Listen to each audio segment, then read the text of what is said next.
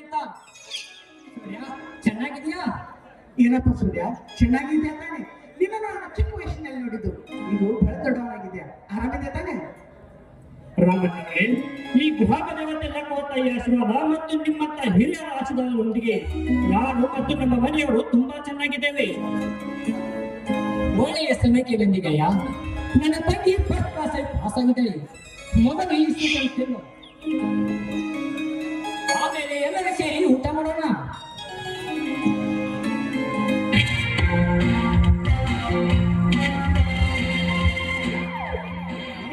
ರೈತ ಸಂಘದ ಅಧ್ಯಕ್ಷರಿಗೆ ಬನ್ನಿ ಸಾಹೇಬ್ರೆ, ಬನ್ನಿ. ರಾಮಣ್ಣನವರೇ, ಏನು ವಿಷಯ ನನ್ನನ್ನು ಬರಲು ಹೇಳಿದ್ರಲ್ಲ? ಹೌದು ಸಾಹೇಬ್ರೆ, ನಿಮ್ಮನ್ನು ನಾನೇ ಬರಲು ಹೇಳಿದ್ದು. ಈ ಊರಿನಲ್ಲಿ ಆ ವಜ್ರಕಾಂತನ ಅಟ್ಟಹಾಸ ಮಿತಿ ಮೀರಿ ನಿಂತಿದೆ. ನಮ್ಮ ಊರಿನಲ್ಲೇ ಕಾನೂನಿನ ಪ್ರಕಾರ ಯಾವುದೇ ಕಾನೂನು ಪ್ರಕಾರ ಇಲ್ಲದೆ ಸಾಲ ಫ್ಯಾಕ್ಟರಿಯನ್ನು ಓಪನ್ ಮಾಡಿದ್ದಾರೆ. ಹೀಗಿರುವಾಗ ಊರಿನ ರೈತರೆಲ್ಲ ಸಾರಾಯಿ ಕುಡಿದು ಸಾಯ ಹೊತ್ತಿದ್ದಾರೆ. ತಮ್ಮ ಹೊಲ ಮನೆಗಳನ್ನು ಮಾರಿಕೊಂಡು ತಮ್ಮ ಜೀವನವನ್ನೇ ಹಾಳು ಮಾಡಿಕೊಂಡಿದ್ದಾರೆ. ಅಣ್ಣ, ಆ ವಂಚನೆ ಸೇರಿದ್ರೆ ಮನೆಯಲ್ಲಿ ಉಳಿದಿರುತ್ತದೆ. ಅವನಿಂದ ಜನರಿಗಾದ ಅನ್ಯಾಯ ಅತ್ಯಾಚಾರಗಳೆಲ್ಲವನ್ನು ಮಾಡಿದರೆ ಅವನನ್ನು ಇನ್ನೂ ತುಂಡು ತುಂಬಷ್ಟು ಕೋಪ ಬರ್ತಾ ಇದೆ.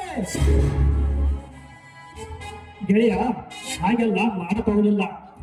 ಆ ವಜ್ರಕಾಂತ ಸಾಮಾನ್ಯನವನಲ್ಲ. ಅವನ ಹಿಂದೆ ಸಾಕಷ್ಟು ರಾಜಕೀಯ ಸಪೋರ್ಟ್ ಇದೆ. ಅವನಿಗೆ ಕಾನೂನು ರೀತಿಯಿಂದಲೇ ಶಿಕ್ಷೆಯಾಗಬೇಕು. ನೀನು ಆವೇಶದಲ್ಲಿ ದುಡುಕಿ ಕಾನೂನನ್ನು ಕೈಗೆ ತೆಗೆದುಕೊಳ್ಳಬೇಡ. ನಮ್ಮ ಆವಲಿಯ ಯಾವತ್ತಿಗೂ ಯಾರು ಯಾವ ಕಾರಣಕ್ಕೂ ಕಾನೂನನ್ನು ಕೈಗೆತ್ತಿಕೊಳ್ಬಾರ್ದಪ್ಪ, ಕೈಗೆತ್ತಿಕೊಳ್ಬಾರ್ದು. ಸಾಹೇಬ್ರೆ, ಇದಕ್ಕಾಗ ನೀವೇ ಏನಾದರೂ ಉಪಾಯ ಹೇಳಿ. ಸಾರಿ ರಾಮಣ್ಣ, ಸಾರಿ. ನನ್ನಿಂದ ಏನೂ ಮಾಡಕ್ಕಾಗೋದಿಲ್ಲ. ಯಾಕಂದ್ರೆ ವಜ್ರಕಾಂತ್ ತುಂಬಾ ಪವರ್ಫುಲ್ ಮನುಷ್ಯ. ಹೀಗಾಗಿ ಅವನಿಗೆ ರಾಜಕೀಯ ಸಪೋರ್ಟ್ ತುಂಬಾನೇ ಇದೆ. ಈ ಊರಿನ ಜನರು ಅವನ ವಿರುದ್ಧ ಕಂಪ್ಲೇಂಟ್ ಕೊಡೋದಕ್ಕೆ ತುಂಬಾ ಭಯ ಪಡ್ತಾರೆ. ಅಂತದ್ರಲ್ಲಿ ನಾನೇನ್ ಮಾಡ್ಲಿ ರಾಮಣ್ಣ? ಸಾಹೇಬ್ರೆ, ನೀವು